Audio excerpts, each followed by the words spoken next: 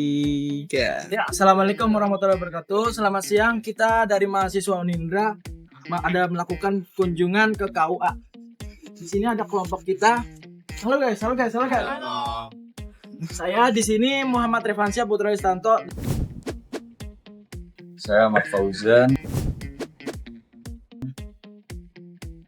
Saya Arifin, Muhammad Arifin Gimnasia. Halo, saya Oviani. Halo, saya Dina Trianti. Saya Nepada Gintria Suara. Halo, saya Panji. Halo, saya Davi.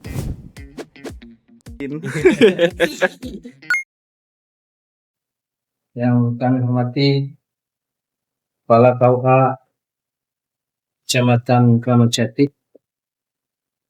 yang kami hormati mahasiswa ya? Masih mahasiswa apa masih apa nih? Mahasiswa ya?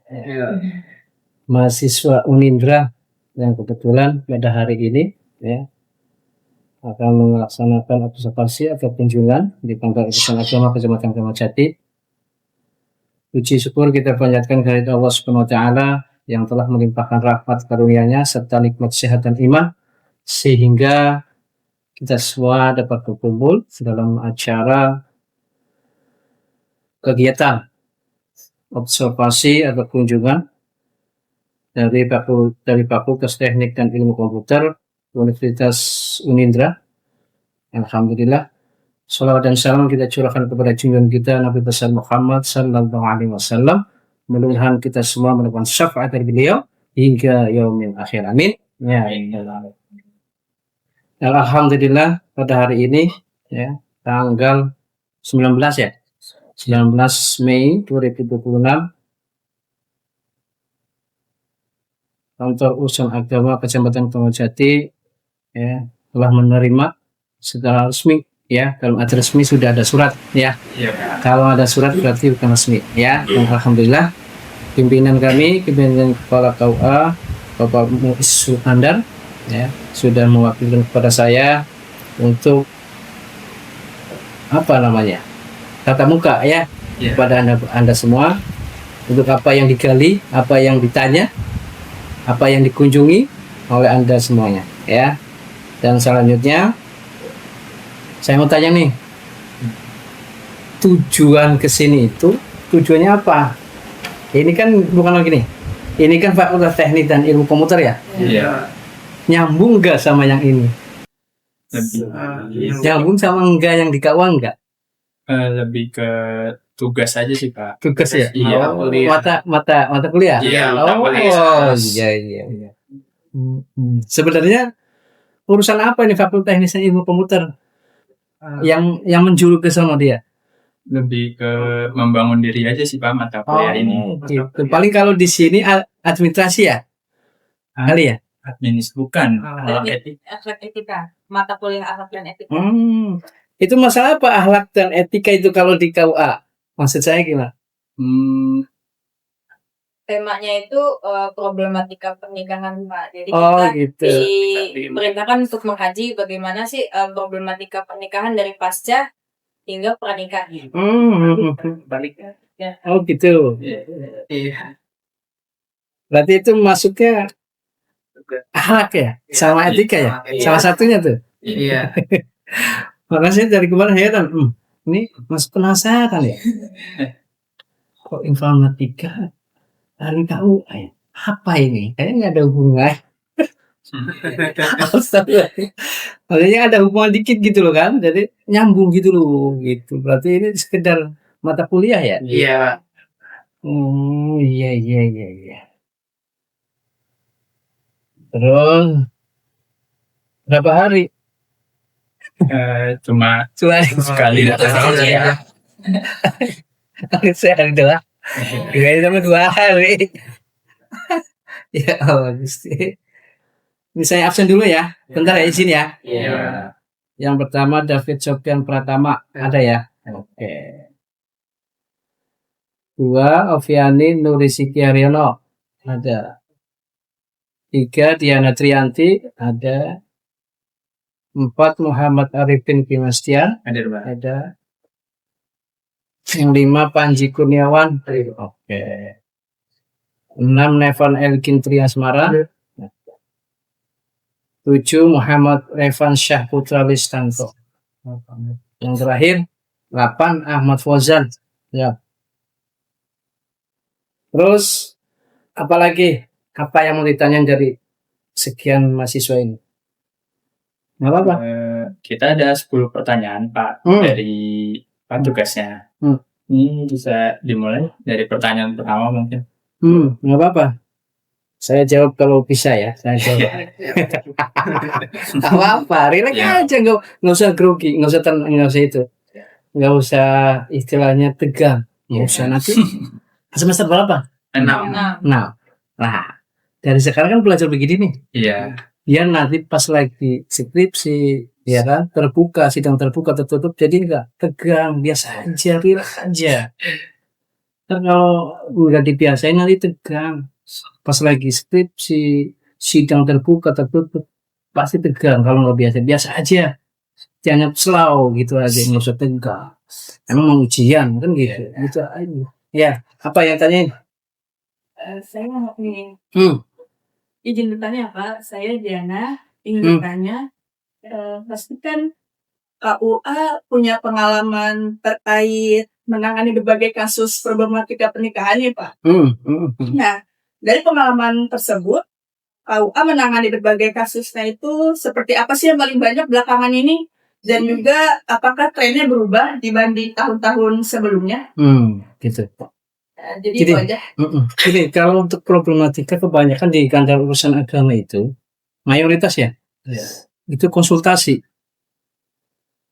Kalau pernikahan nggak ada problematika, ya kebanyakan itu konsultasi masalah perceraian, masalah rumah tangga itu mayoritas di kantor urusan agama itu. Kalau masalah pernikahan nggak biasa aja. Nah, kalau untuk tren-tren sekarang nggak ada masalah itu harus bikin, nggak ada, tetap dari awal sampai sekarang permasalahan itu nggak ngikuti zaman, nggak.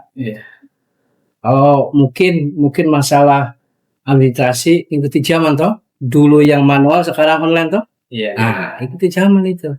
Kalau masalah rumah tangga, persoalan nasihat konsultasi itu nggak ada. Dari dulu sampai sekarang begitu aja. Paling gimana solusinya untuk menentukan apa itu bisa diperbaiki apa enggak, itu aja.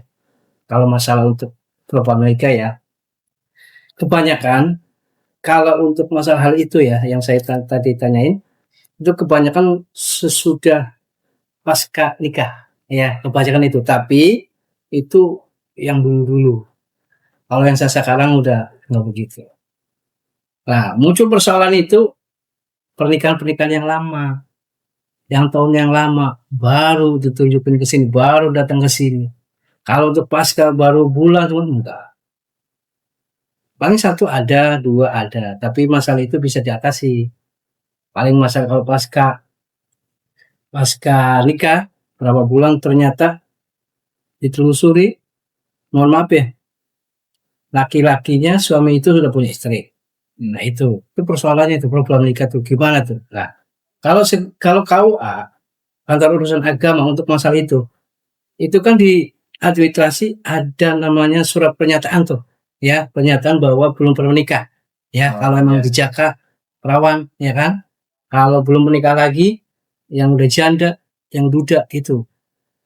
Kalau masalah problematika masalah hal itu, KUA itu tidak bisa disalahkan. Karena apa? Tadi itu administrasi udah lengkap, udah ada surat pernyataannya. Jadi KUA tidak bisa disalahkan.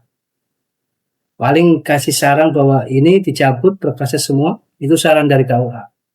Kalau untuk problematika yang paling enggak, kami saran itu.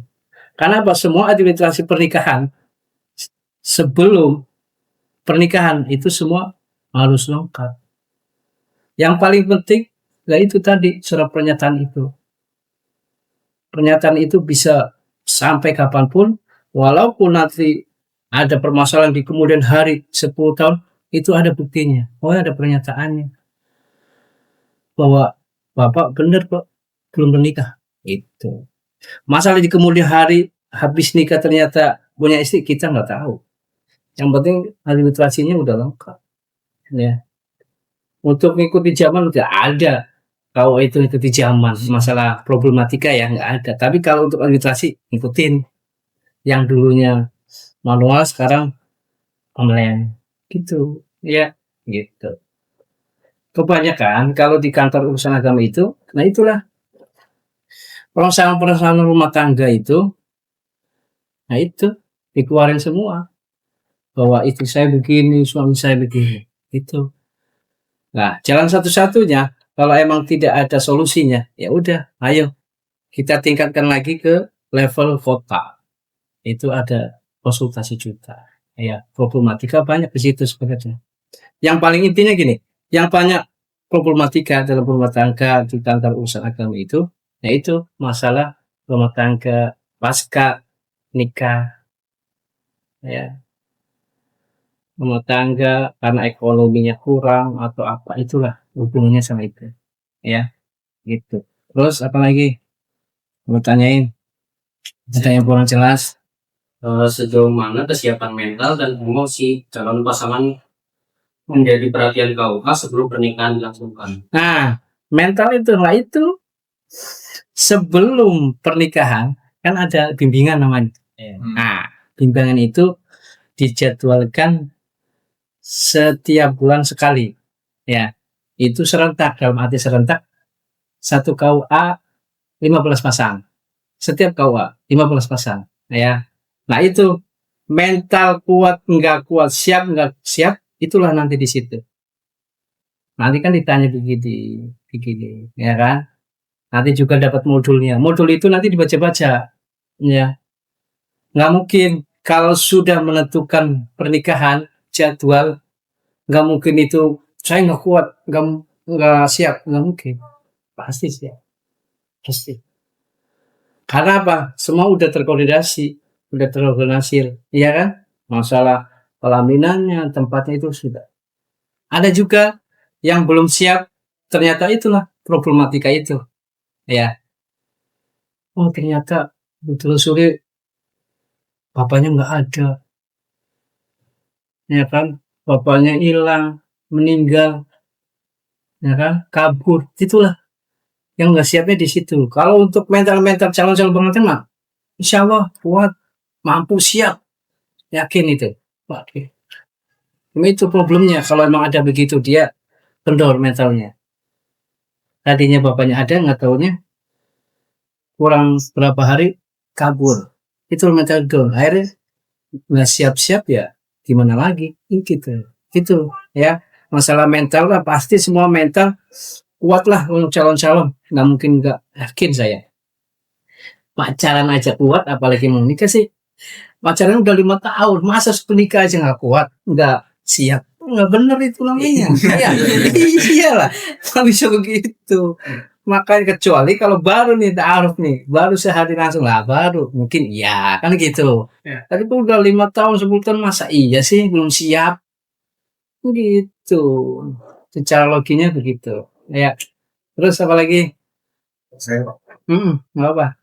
apakah faktor ekonomi masih menjadi akar dari banyak permasalahan rumah tangga? Atau sudah ada faktor lain yang lebih dominan saat ini? Nah, untuk saat ini, untuk dominannya itulah ekonomi tadi. Dominan selalu, pasti. Yang saya hadapi pasti ekonomi.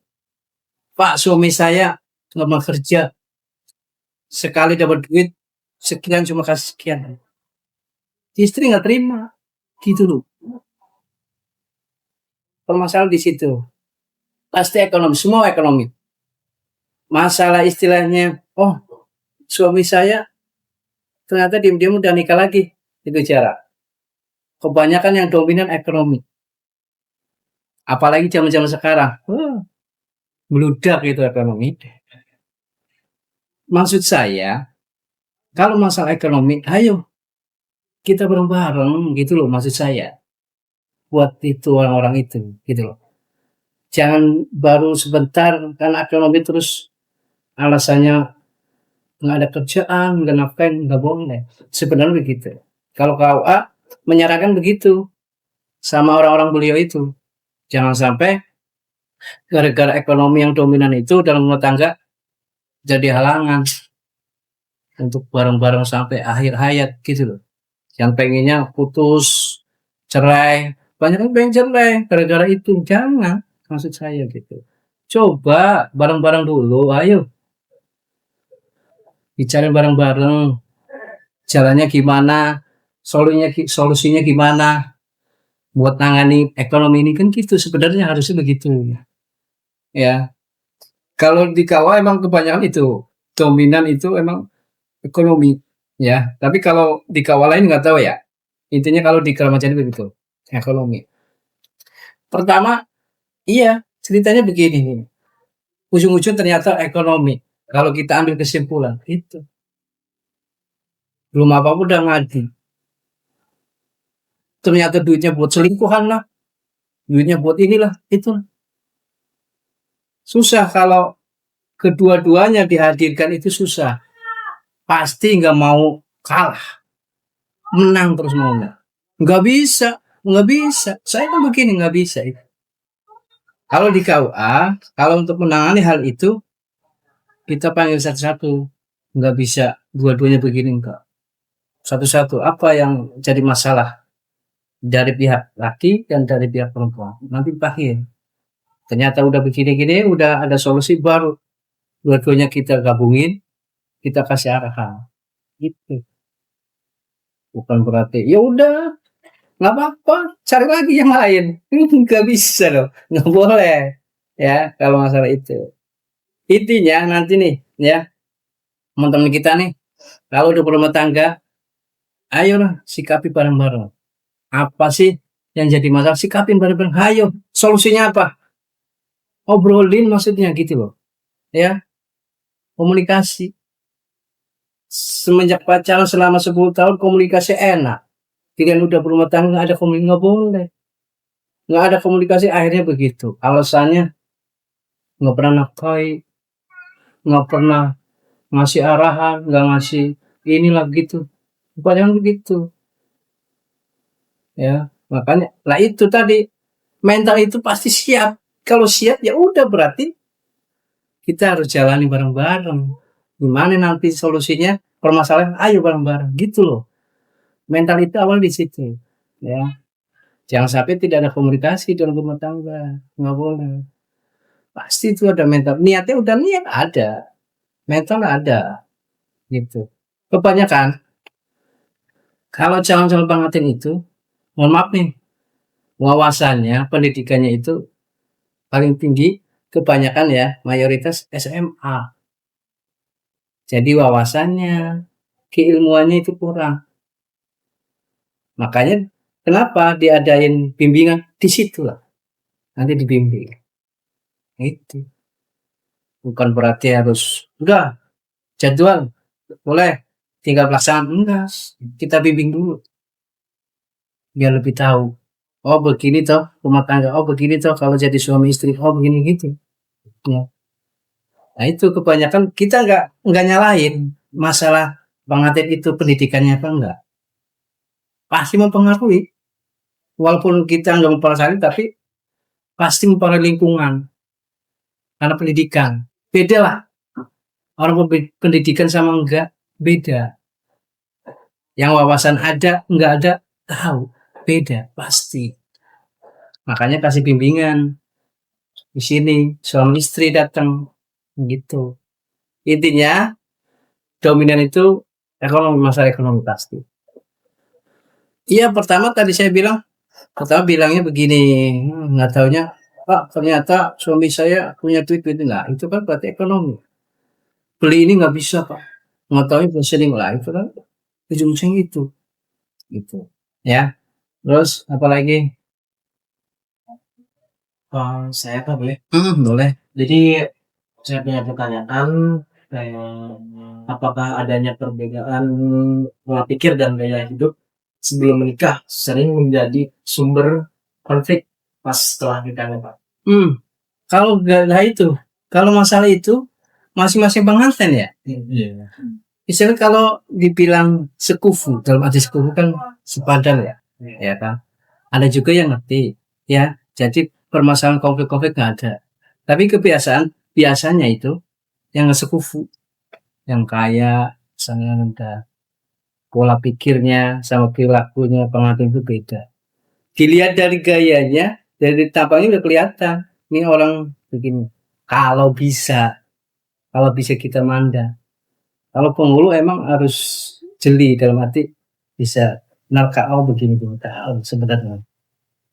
Itu kembali lagi sama pengantin masing-masing. Ya. Kalau dari dulunya di rumah ternyata biasa aja, ya insya Allah sananya nggak ada apa-apa, biasa aja. Tapi kalau di sononya dari dulu dari kecil dari rumah itu ternyata berfoya-foya pasti berfoya-foya, tapi kurang pasti itu.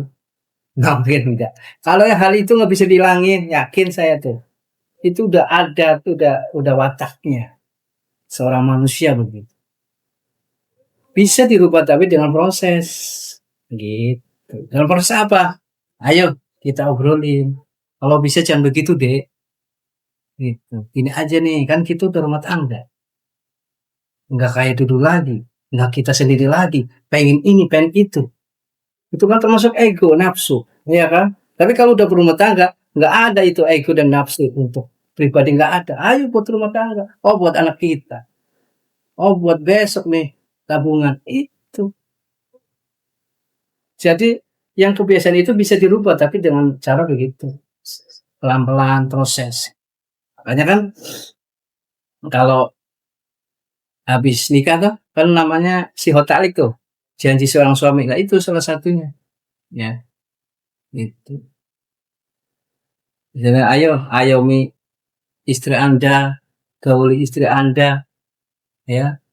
Ajarin istri itu salah satunya. Berarti kita bimbing.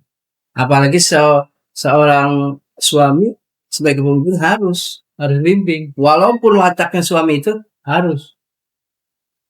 Watak istri harus begini, kita rubah boleh. Emang kewajiban seorang suami begitu. Nggak bisa. Ya. Makanya kalau sudah nikah, sebagai suami ayo ajarin istri Anda. Tentunya baik-baik ya. Jangan udah biarin beli aja itu. Besoknya susah nyari duitnya. Ya, itu jangan. Ajarin istri. Apa sih yang belum bisa ajarin? Apa? Kewajibannya. Pasti istri mau kok. Makanya nikah satu ikatan suami istri berarti siap dong.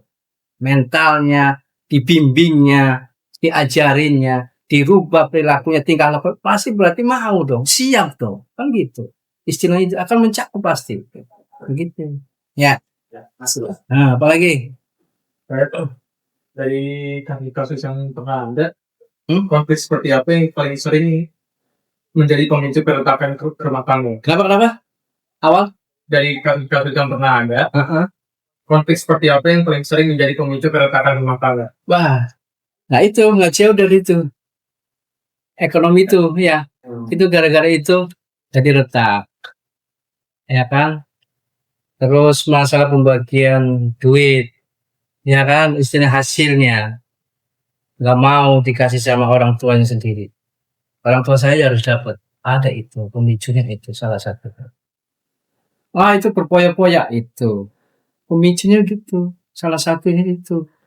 Makanya itu, yang saya bilang tadi, kalau ada permasalahan hal itu, jangan buru-buru gitulah. Obrolin bareng-bareng aja. Jangan langsung mutusin, begini nggak usah. Nggak boleh. Bagusnya itu baik-baik. Kita aja pertama menjadi pasangan suami istri aja baik-baik kok. Masa iya sih?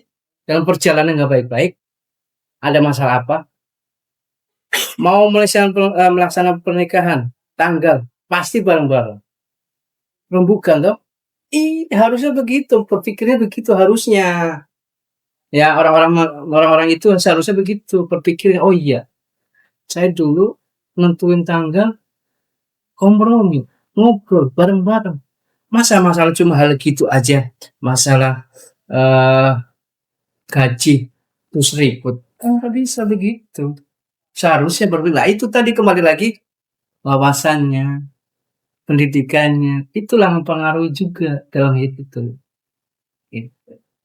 Makanya banyak-banyak sosialisasi lah di lingkungan, ya, ngobrol sama tetangga kan itu wawasan nambah. Tapi yang baik-baik, jangan yang jelek-jelek diikutin lah, itu nggak benar, ya, gitu. Contohnya begitu, ya. Terus, Menurut Bapak, dalam pernikahan itu seberapa besar sih peran komunikasi dan justru ketiadaan komunikasi itu apakah mendorong pasangan ke arah perceraian? Kalau menurut saya komunikasi perlu penting. Terus terang, saya setiap habis pernikahan saya sarankan harus selalu komunikasi. Saya selalu. Masalah yang lain saya masa bodoh. Yang penting saya saranin pengantin baru harus komunikasi. Biar nggak terjadi konflik begitu. Intinya gini loh. Kalau banyak-banyak komunikasi pasti nggak ada masalah, yakin saya. Sebentar-bentar ngobrol. Oh iya, udah kesalahpahaman jauh. Jadi ada pihak ketiga, keempat mau masuk ke rumah tangga nggak bakal bisa. Kenapa? Saya percaya sama suami saya percaya sama istri saya. Kenapa? Selalu komunikasi. Itu loh. Intinya kalau menurut saya, kalau pernikahan itu udah nikah, udah jadi suami istri, nah itu harus obrolin, komunikasi loh. Tentunya komunikasi suami istri harus itu 80% harus ada komunikasi dalam rumah tangga. Nggak boleh enggak.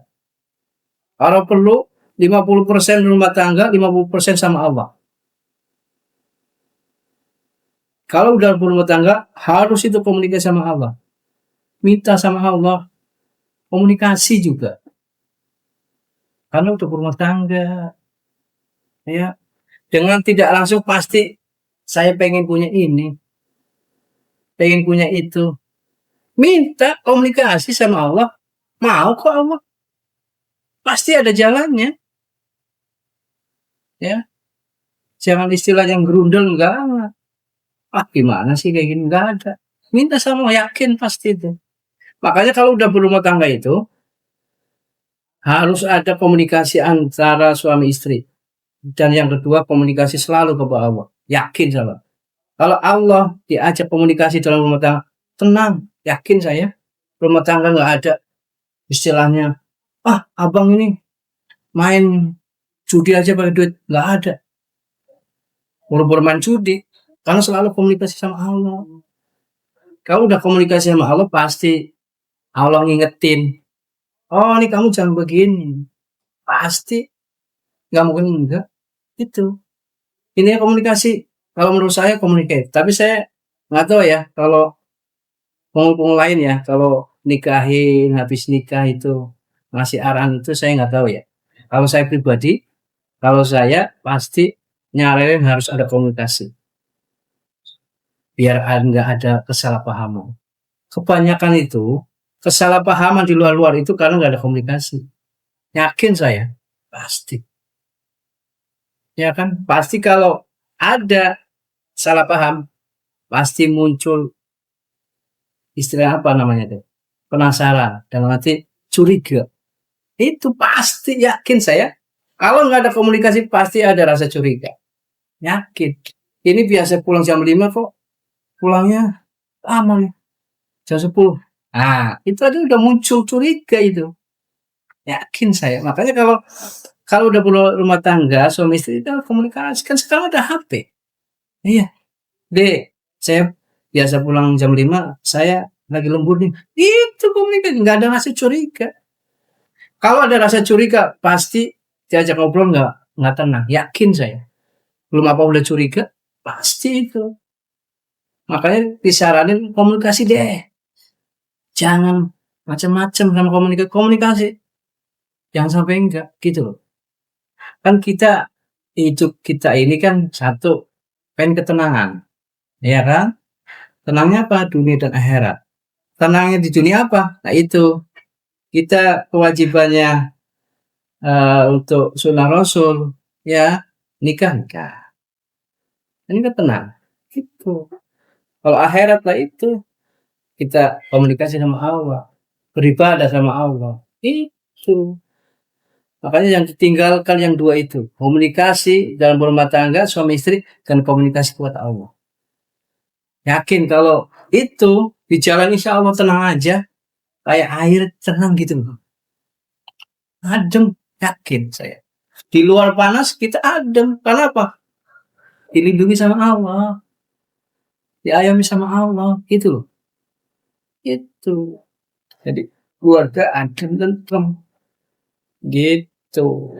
Jadi bisa menyelesaikan masalah-masalah yang kira-kira apa nih kita solusikan, begitu. Ya, terus apa lagi? Ya, saya, Pak. Hmm. Bagaimana pendapat Bapak tentang kan suka ada ya campur tangan orang tua dan Iya betul. pernikahan tuh, terus keluarga besar ikut-ikutan kamu jangan gini, kamu jangan gitu terhadap kestabilan rumah tangga pasangan suami istri itu bagaimana menurut Bapak? Kalau menurut saya masalah itu sebenarnya kalau menurut saya itu pihak ketiga itu nggak usah ikut-ikutan. Ya, dalam arti kalau udah berumah tangga ya udah. Sebagai orang tua sebenarnya itu ngeliatin aja, ngawasin aja, jangan ngasih suapin jangan. Kebanyakan nih sekarang itu orang tua ikut-ikutan nyuapin. Kamu begini nih, nggak boleh. Sebenarnya itu kalau masalah rumah tangga sebenarnya orang tua. Kalau anak mau nasihatin, oke, nggak apa-apa. Tapi ngomongnya baik-baik sama orang tua. Ibu, bapak, kalau bisa, nggak usah lah. Intinya gini, kalau ada permasalahan, jangan sampai keluar dulu. Nah itu tadi, obrolin dulu berdua. Biar pihak ketiga kayak orang tua, saudara ikut tuh. Ya, dalam rumah tangga jangan. Maksud saya, kalau emang ada masalah, ayo obrolin dulu. Jangan cerita luar-luar, jangan cerita sama orang tua. Bapaknya kan begitu. Nah itu tadi. Usia mempengaruhi. Pendidikan, wawasan juga mempengaruhi. Sekarang kan yang nikah ini usianya 18, 19. Gitu. Yang dia bilang mau niat, iya, mantap ngaruh setengah gitu. Iya.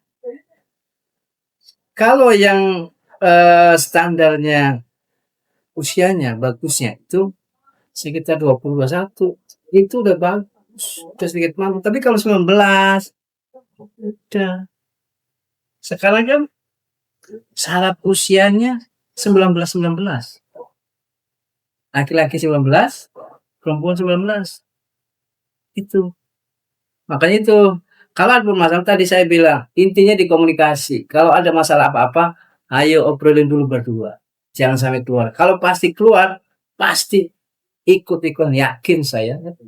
Walaupun salah satu pihak nggak tahu, bisik-bisik pasti ikut. Dan kembali lagi ke orang tua. Orang tua sebenarnya nggak usah ikut-ikut. Kalau ada orang tua bilang, udah nggak usah ikut-ikutan mah ini, ya udah berarti orang tua benar. Karena udah mandiri. Kalau udah menikah, udah berumah tangga, itu berarti kan udah siap segalanya, mampu. Dalam arti mampu apa? Menyelesaikan permasalahan dalam rumah tangga. Itu. Jangan ikut-ikutan. Bilang aja, Pak, kalau ini saya udah berumah tangga, kalau bisa udahlah, nggak usah ngurusin saya. Dalam arti ngurusin, kayak saya masih sendiri, oke lah diurusin. Tapi sekarang udah berumah tangga, ya nggak usah lah. Paling kalau apa nasihat yang benar ya saya ikutin. Itu aja. Intinya nih, biar pihak ketiga tidak mengikut dalam rumah tangga itulah itu. Yang penting dua itu, suami istri dulu. Ayo obrolin kalau ada masalah. Kalau yang baik-baik keluarin nggak apa-apa. Ya, tapi baiknya baik benar ya. Kalau yang ada pasal dalam rumah tangga mengenai keluarga laki, keluarga perempuan, masalah perilaku laki atau perilaku perempuan, jangan sampai keluar, obrolin. Kalau bisa dirubah bang, kalau bisa begini deh, itu. Jangan belum apa ceritain di luar. Oh, si abang begini nih. Jadi kacau, nggak boleh. Ya, kalau masalah itu harus berdua dulu, jangan sampai luar, jangan. Pasti ada solusi, nggak mungkin enggak. Pak, untuk jalannya, nggak ada yang ngalah, nggak mungkin. Pasti ada yang ngalah. Dalam arti ngalah, oh begini ya cara berpikir. Nggak mungkin ngalah terus ngambek, nggak ada. Pasti. Ya, intinya begitu. Kalau berumah tangga ada pihak ketiga, pihak dari luar mau masuk, masalah ngurusin rumah tangga pengantin baru itu, kalau bisa jangan dulu. Bolehlah orang tua ngasih tahu, kita terima. Tapi kalau masalah intinya kan orang tua kenapa ikut cawe-cawe di dalam rumah tangga? Karena apa? Dalam itu suami istri itu cerita sama orang tua, akhirnya ikut dong. Coba kalau nggak cerita, nggak mungkin orang tua ikut. Yakin saya. Iya, udah ketahuan. Makanya benerin dulu di rumah tangga, jangan sampai keluar. Jangan sampai masalah yang benar-benar rumit keluarin sama orang tua atau pihak ketiga, jangan sampai. Gitu. Ya, istilahnya ada api, ya kan? Asap. Ya toh? Iya. Kalau nggak ada api, nggak ada mengasap. Lah itu makanya. Ibaratnya itu, asap itu orang tua. Kan gitu, ikut cawe-cawe. Kalau apinya nggak nyalin, nggak ada dong asap. Itu adem ayem. Itu maksud saya. Gitu, ya. Ya. Terus lagi. Eh, Bagaimana dampak konflik rumah tangga terhadap tumbuh kembang anak dan kondisi keluarga secara keseluruhan? Nah itu kalau dampak dari pasca pernikahan pada anak, nah itu pertama sudah menjadi suami istri, terus program untuk anak, ya kan? Nah, dampak untuk anak itu kembali lagi tadi tuh pasti komunikasi. Dia tidak ada kesalahpahaman untuk mengurus anak, untuk mendidik anak, untuk anak lebih pintar cerdas. Nah itu ngobrolin. Anak ini mau dijadiin apa nih? Mau dijadiin santri? Apa jadi apa? Ayo kita didik bareng-bareng. Ya. Dampak dari anak itu asalnya pasti dari orang tua. Ya kan? Nggak mungkin dari orang lain, pasti dari orang tua. Kalau orang tua didiknya bagus, rapi, baik, insya Allah anak baik. Tapi kalau orang tuanya sering ribut berdua, dampak sebagai anak pasti, orang tua saya jadi gitu, gimana saya? Buru-buru saya diurusin, bapak ibu aja ribut, buru-buru saya diurusin. Padahal saya pengen ini loh, pengen sekolah di sini loh, tapi bapak ibu ribut.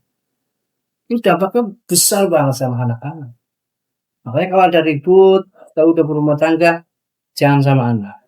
Ya, anak juga jangan dibentak. Kalau urusan berdua aja, anak jangan ikutin. Udah, ikutin alur anak aja. Anak mau ikutin. Anggap aja tidak ada apa-apa di depan anak. Gitu. Pasti dampaknya gede. Kalau bapak ibunya begitulah sering ribut, sering ngomong yang enggak tuh. Banyak kan ngomong yang enggak, pasti anak berdampak. Jadi nggak bener, ngomongnya nggak bener, tingkah laku yang nggak bener, pasti. Kan. Banyak lah dampaknya bagi anak ya kalau udah berumah tangga ya. Terus apa lagi?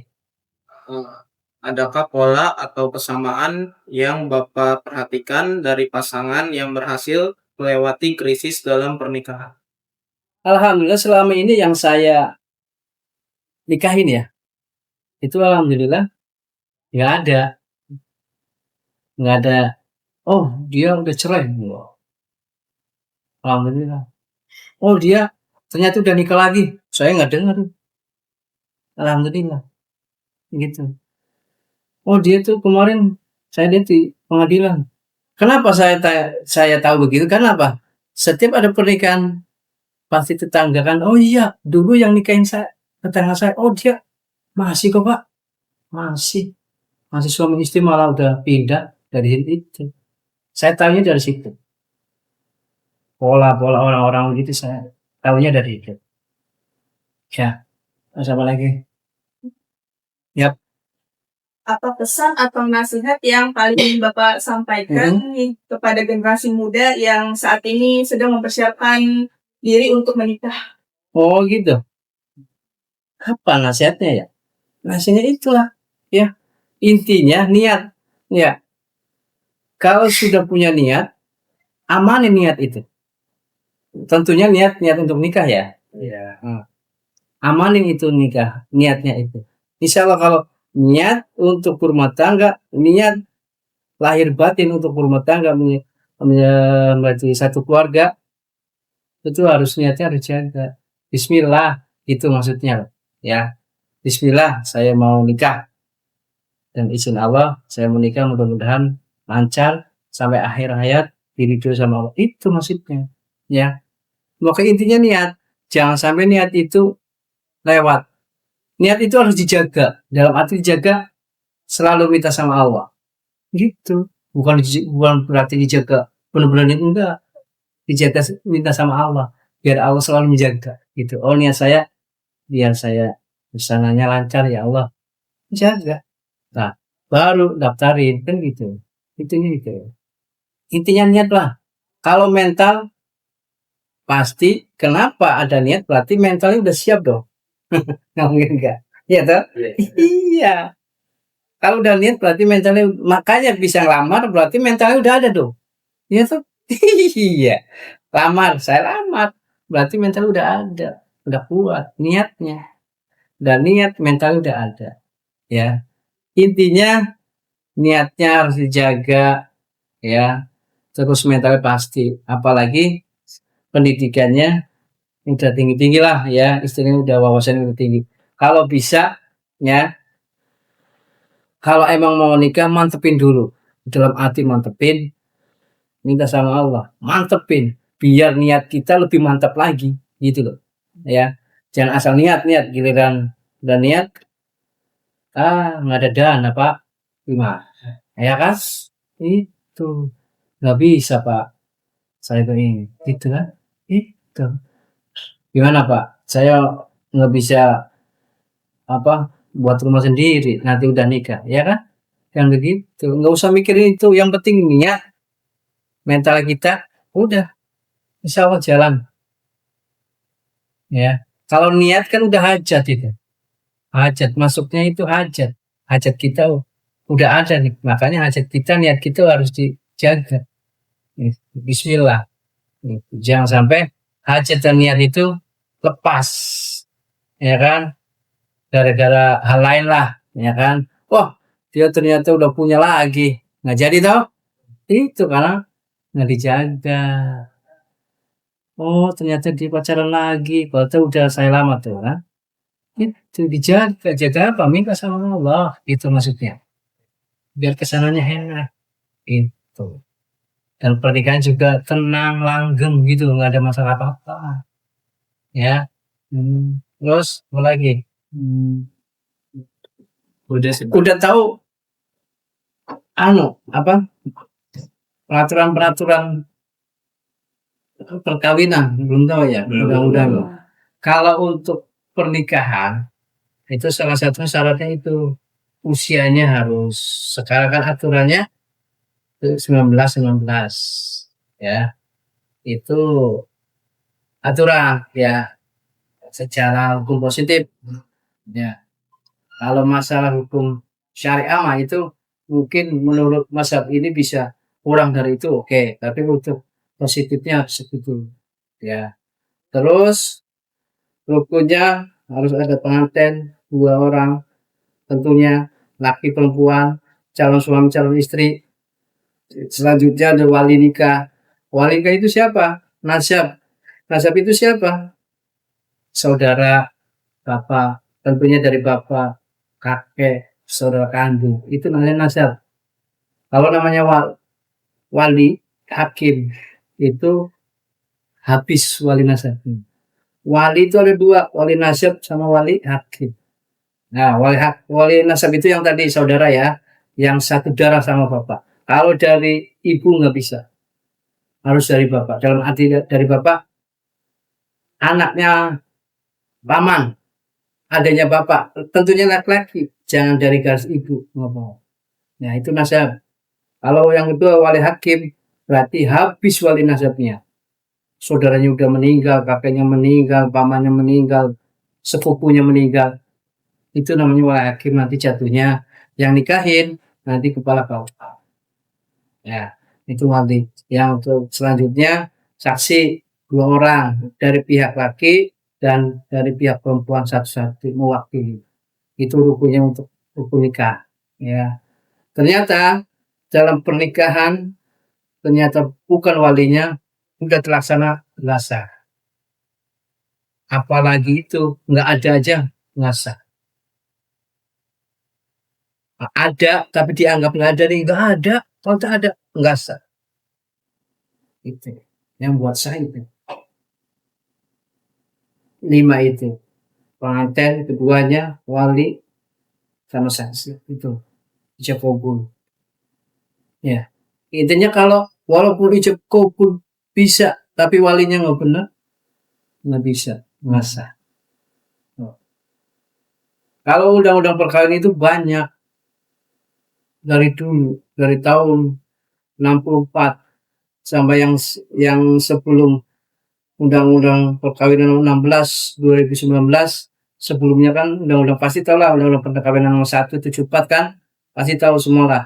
Nah sekarang udah ada revisi, sekarang gantinya undang-undang nomor 16 tahun 2019. Yang diganti cuma apa? Usianya doang. Tadi itu sekarang 19. Tadinya undang-undang nomor 1 tahun 74 perempuan 16, laki-laki 17. Ya, kalau nggak salah tuh. Sekarang 19. Lebih sih. Ya. Oh ya, kalau yang itu perempuan 17, yang laki 19 ya. Undang-undang yang dulu ya. Maaf tahun 74. Kalau sekarang cuma diganti itu aja, usianya aja. Ya. Karena banyak masukan, loh kok nikah 17 kan udah balik, kok nggak boleh kan gitu ya. Itu makanya dibuat peraturan undang-undang sekarang. Gitu. Banyak undang-undang sekarang, peraturan pernikahan, dan itu. Kalau sekarang kan tahunya nikah ini ya gini gitu kan. Yeah. Tapi aturannya harus begitu. Kalau begitu enggak. Administrasi juga harus lengkap. Dari pihak laki pun harus ada dari kelurahan, dari puskesmas, pegawai KTP, kartu keluarga, ya kan surat pernyataan tadi itu. Yeah. Itu surat pernyataan itu penting. Surat pernyataan belum pernah nikah penting. Sampai kapan penting. Jadi ditunjukin lah ini kan buktinya surat pernyataan jejak. Gitu. Kalau ternyata di luar itu ada masalah, ya monggo silakan ajuin ke pengadilan. Jangan sampai enggak. Terus yang kedua, kalau kurang umur, kan umur harus 19 ya. Yeah. Kurang dari 19 itu harus minta surat pengantar dari pengadilan, namanya dispensasi nikah.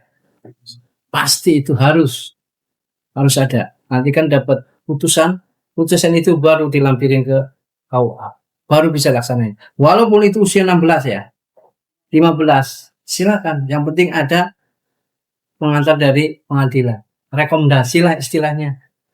Kalau ada rekomendasi, silakan. Ayo, walaupun usia 15 di bawah 19 silakan. Yang penting ada rekomendasi dari pengadilan. Kalau tidak ada, kita nggak bisa mencatat. Itu bedanya itu. Ya. Terus apalagi masalah itu buat wawasan ya. Kalau untuk undang-undang perkawinan ya. Undang-undang perkawinan itu banyak aturannya, berubah-ubah terus.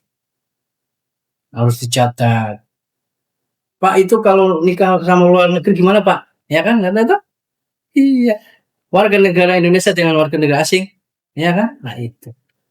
Kalau warga negara asing nikahnya di sini, ya, berarti harus ada dari kedutaan, ya, surat pernyataan dari kedutaan, surat keterangan bahwa si A warga saya benar tidak ada masalah untuk menikah dengan warga negara Indonesia. Itu harus ada. Harus ada. Kalau nggak ada, nggak bisa dicatatkan. Walaupun dicatatin, berarti itu istilahnya ngasah. Itu administrasi itu, kalau warga negara asing, ya. Itu harus dari kedutaan sini mana? Amerika, ya benar Amerika. Sama paspor. Ya, akte lahir pasti ada. Gitu. Intinya dari kedutaan. Begitu juga pernikahan sebaliknya. Ya, kita ke sana sama. Kita minta surat pengantar dari KUA sini, namanya spesimen untuk nikah di luar negeri. Nanti syaratnya juga di kedutaan juga minta. Itu sama. Nggak asal, oh ini warga negara ini, enggak. Harus ada catatan itu. Khawatir apa? Terus syaratnya lagi untuk luar negeri nikah di sini, lapor dari Polda. Anak antar negara. Khawatir zaman sekarang kok banyak penyelundupan, narkoba, nggak tahu-tahu jaringannya. Itulah. Makanya harus ada surat lapor diri dari kepolisian. Pasti itu. Kenapa? Biar KUA penghulu tidak disalahkan. Makanya dibuat undang-undang itu, peraturan itu. Gitu. Begitu juga pernikahan sama anggota TNI, Polri, harus ada surat izin dari komandan. SIK namanya. Kalau tidak ada itu, juga tidak bisa dicatatkan. Nggak bisa. Harus ada itu. SIK ya, dari kepolisian atau TNI harus. Yang kedua itu tadi, orang negeri harus dari kedutaan. Itu harus dicatatkan. Tapi kalau tidak ada, nggak bisa. Nggak boleh. Kita nggak mau terima. Cuma aturan begitu. Gitu. Ada pernah itu dari kepolisian datang, bener nih di sini. Emang ada surat izinnya komandan, dicek ternyata nggak ada. Berarti kan bohong. Sedangkan gajinya istri udah masuk. Nggak tahu ya bukunya, bodoh. Bukunya nggak tercatat itu. Nggak mau disalahin begitu. Pasti urusannya ke sana-sana pasti dipanggil, di sidang pasti itu. Makanya harus ada itu. Kalau belum ada itu nggak bisa. Walaupun nikah besok nggak bisa kalau belum ada itu. Nggak boleh. Itu. Kalau antar warga negara kita mah biasa aja kayak tadi, kelurahan, puskesmas itu aja. Tapi kalau negeri harus itu. Jadi kebanyakan kan tahunya itu luar negeri nikahnya gimana kan nggak tahu, tahunya warga negara Indonesia doang. Ternyata luar negeri bisa dengan syarat itu kedutaan, nggak bisa nggak harus. Itu untuk pernikahan. Jangan sampai mahasiswa tahunya wah nikah antar negara Indonesia doang, luar negeri juga bisa. Yang penting ikuti aturan, jangan sampai tidak. Banyak itu persoalan masalah pernikahan itu. Jangan sampai administrasi itu nggak lengkap, terus asal buat aja, nggak udah, nggak bener. Gitu. Ya. Terus apa? Tanyain nggak apa-apa. Iya. Kalau pernikahan itu kan, waduh, urusannya sama Allah. Makanya itu ajak Allah dalam rumah tangga. Tuh. Kalau pernikahan urusan agama, bukan urusan duniawi. Urusan agama. Makanya itu langsung kita ayo ajak Allah dalam rumah tangga. Ya, gitu. Pokoknya kalau mau menikah, mantepin dulu lah, ya. Insya Allah kalau mantepin, pasti dong ngobrol dulu dong sama calonnya. Begini deh, mas kawinnya sekian, nggak bisa. Nah, berarti udah tuh tadi yang bilang pola hidupnya, pola tingkah laku itu lihat. Nah, kalau mas kawin itu nggak harus dipaksa, Nah itu tadi kan komunikasi. Dek, ada 5 gram. Gimana? Ya udah, nah, enak. Jangan pas lagi mau nikah, mari harus begini, sekian. Waktu pacaran biasa aja. Enggak benar. Berarti polanya tuh, tingkah lakunya dalam sehari-harinya. Itu kelihatan di situ. Jangan matok harus sekian, iya. Kalau enggak ya udah nanti aja mundur, diundur. Nah kan, berarti nggak benar itu. Itu. Nah terus yang kedua, diusahakan. Ya kalau nyari emang nggak ada ya kan? Kalau nyari calon nggak ada kan? Paling kita deket-deketan lah. Ya kalau nyari nggak ada yang buang kan gitu, ya kan?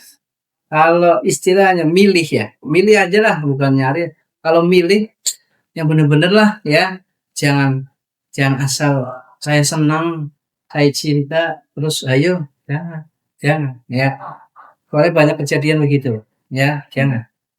Nanti akibatnya pernikahannya itu ribut-ribut dulu. Alasannya beginilah, alasannya karena ekonominya, karena gajinya pas-pasan, karena gajinya buat main itu akhirnya berpikir begitu.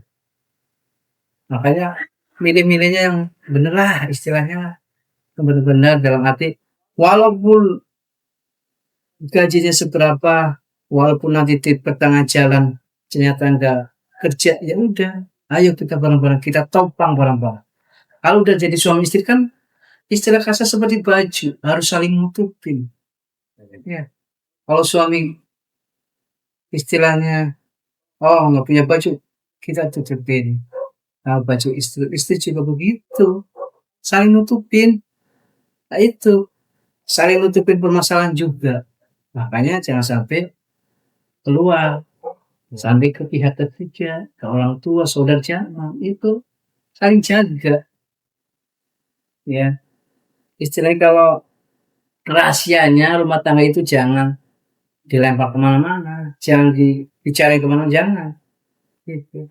Intinya kalau mau nikah yang saran saya itu milihlah yang benar-benar setnya hati, nanti toh buat calon saya sampai akhir saya bisa buat bareng-bareng, ya ikutin mau hati. Ini sama ini pasti ini dulu, yakin saya. Nggak enak aja pasti, aduh nggak jadi ke sana, pasti ini dulu. Ini yang rasa pasti. Ah, saya nggak seret.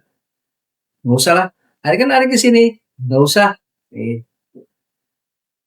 Hati itu lebih tajam. Makanya kalau kita udah minta sama Allah, ternyata oh si A, ya udah. Ternyata selama ini sama si A saya ngobrol begini, ya itu pilihnya gitu loh. Jangan sampai asal milih, saya. Nah itu usianya juga jangan terlalu lah muda. 20-21 udah cukup lah ya, terus jangan terlalu lama ya, kalau milih jangan terlalu lama nanti 30-40 mau nikah, jangan ya. Itu kita ngikuti sunnah rasul, kita mampu jalanin, kalau belum mampu ayo gimana caranya kita bisa mampu. Itu jangan saya nggak mampu, jangan begitu. Ayo biar kita mampu gimana? Itu ya. Pak, saya kan belum kerja, Pak.